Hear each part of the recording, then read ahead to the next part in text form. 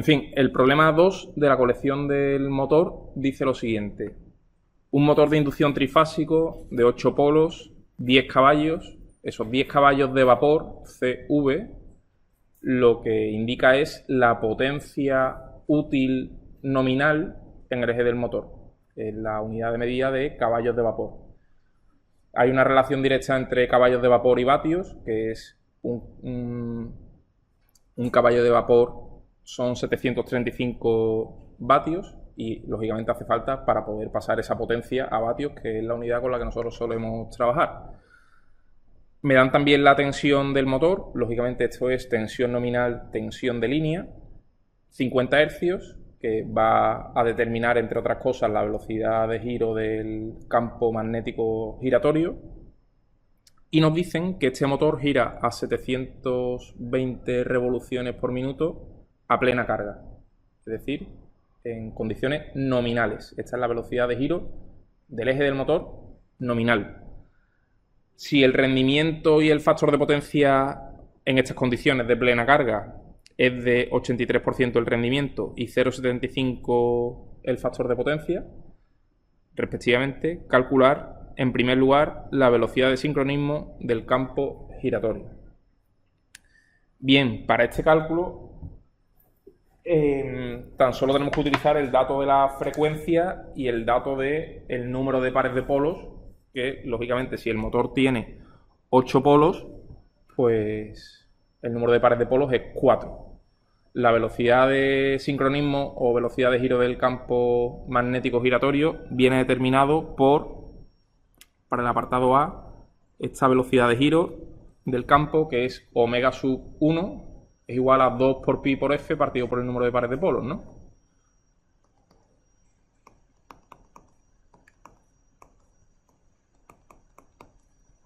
Es decir, 2 por pi por 50 partido por 4, porque el motor, como hemos dicho, tiene 4 polos. Por tanto, número de pares de polos, 4.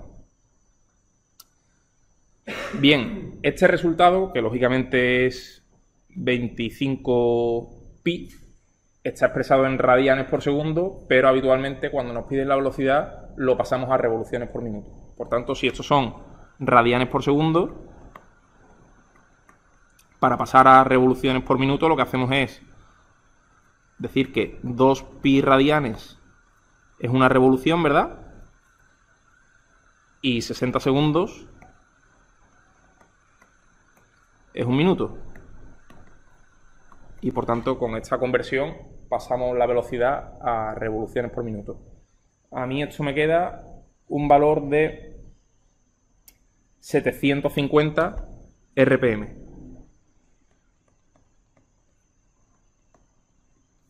Esto es velocidad de giro del campo magnético giratorio. Un aspecto a tener en cuenta siempre es que, lógicamente, en los motores de inducción el campo gira más rápido de lo que gira el eje. Por eso es un motor de inducción, un motor asíncrono. La velocidad del eje es distinta de la velocidad del campo magnético giratorio. Y por tanto hay un deslizamiento que habitualmente está entre el 1 y el 5% de valor en porcentaje.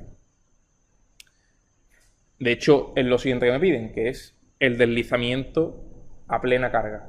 Es decir, en las condiciones de plena carga que me han dicho en el enunciado, ¿cuánto vale el deslizamiento? Pues la expresión del deslizamiento está definida por velocidad de giro del campo magnético menos la velocidad de giro del propio motor partido por la velocidad de giro del campo magnético, es decir, omega 1. Omega 1 es lo que acabamos de calcular y omega es la velocidad de giro del motor, es decir, estos 720 RPM. Por tanto, tenemos todo para calcular directamente el deslizamiento. Es decir, 750 menos 720 partido por 750. Bueno, y si queremos multiplicamos por 100 para expresar el deslizamiento en tanto por ciento. Y esto queda un deslizamiento del 4%. Por tanto, este es el deslizamiento en estas condiciones de operación. Lógicamente, para otras condiciones de operación o de funcionamiento, el deslizamiento es distinto. Por ejemplo, para el par máximo que vimos en la teoría, el deslizamiento es habitualmente un poco mayor. Luego veremos algún problema en el que el deslizamiento aumenta, para el cálculo del par máximo, etc. Bien, en este problema, ahora lo que nos piden es la corriente de línea, es decir, qué corriente circula por cada una de las fases de ese motor. Aquí uno podría pensar en que necesita el circuito equivalente aproximado del motor, pero sin embargo, fijaos que no tenemos ninguna forma ni ningún dato sobre los parámetros de ese circuito equivalente aproximado. Deberíamos conocer R1, X1, R'2, X'2 para referir todos los parámetros, por ejemplo, al devanado del estator del motor. Como no lo tenemos, tenemos que buscar otra forma de proceder. Bien, fijaos que tenemos datos del rendimiento. El rendimiento básicamente lo que relaciona es potencia útil del motor con la potencia que le entra al motor, ¿verdad? También tenemos el factor de potencia de este motor, funcionando en este régimen de carga concreto que es la potencia nominal. ¿Cómo podemos sacar la corriente que demanda ese motor? ¿Alguna idea?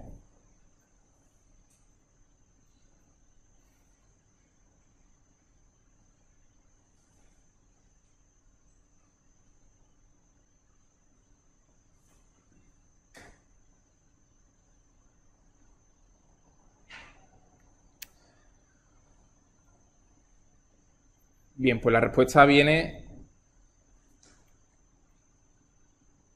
sería a partir de la potencia, porque nosotros tenemos la potencia útil que demanda la carga que estamos alimentando, tenemos el rendimiento, por tanto con eso obtenemos la potencia que entra al motor y tenemos el factor de potencia, por tanto yo puedo recurrir a la expresión que dice que la potencia útil es igual a raíz de 3 veces tensión de línea o tensión de alimentación por la intensidad que le llega al motor, que precisamente es la intensidad de línea, por el coseno de phi, ¿no?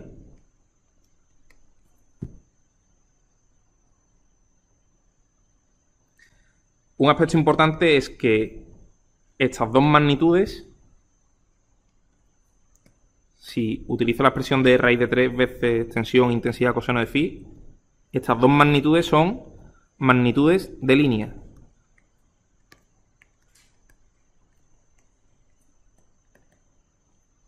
Es decir, U sub L me lo han dado como dato porque es la tensión nominal del motor, 380 voltios,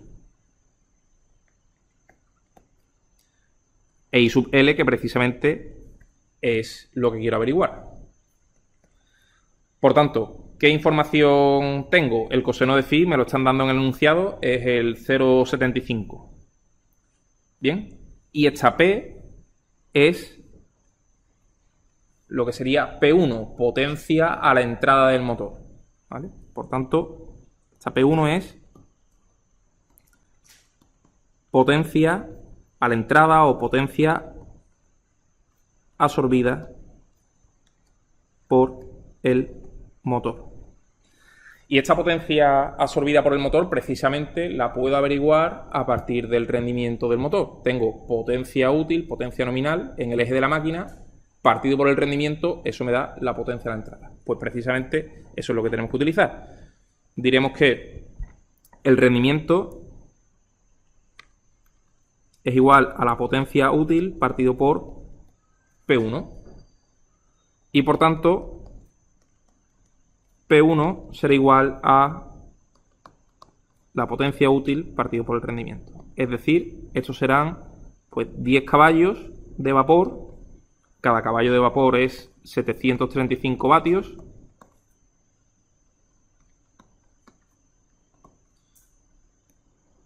partido por 0,83 del rendimiento, y eso me queda pues 8.855 vatios.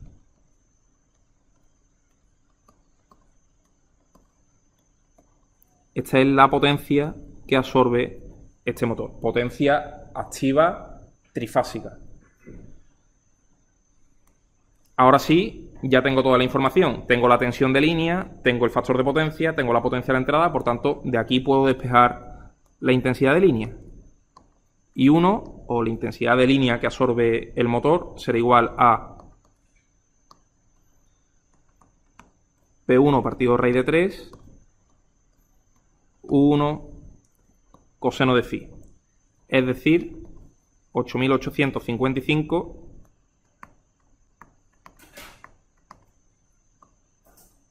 partido por raíz de 3 veces 380 y 0,75.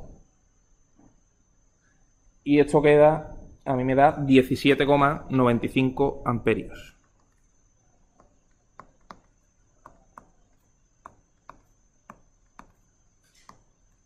Intensidad que demanda el motor.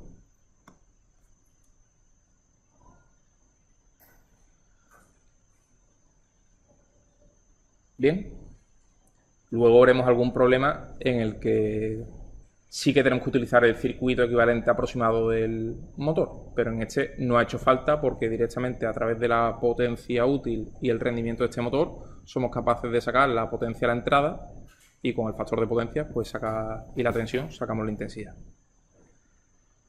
Lo último que me piden en este problema es el par en el eje de la máquina. Pues para ello lo único que necesitamos, en realidad creo que es nada, ¿no? Porque el par se define como la potencia útil, si estamos hablando del par en el eje de la máquina, es la potencia que tenemos en el eje de la máquina partido por la velocidad de giro de dicho eje. Por tanto, P sub U partido por omega. La omega la teníamos, era dato del problema, 720 revoluciones por minuto. La potencia útil la tenemos, son 10 caballos de vapor por 735 vatios. La única cuestión aquí a tener en cuenta es que hay que tener cuidado porque la potencia se mide en vatios, por tanto tenemos que convertir los 10 caballos de vapor a vatios, y la velocidad de giro, para calcular el par, hay que introducirla en radianes por segundo, y el dato de 720 está en revoluciones por minuto. Por tanto, hay que hacer esa conversión para hacer el cálculo. Pues, de nuevo, 10 caballos de vapor por 735 vatios, que son un caballo de vapor, partido por 720 RPM, un minuto son 60 segundos y una revolución son 2pi radianes. Por tanto, con este cálculo nos quitamos de en medio las revoluciones por minuto y esto a mí me sale 97,48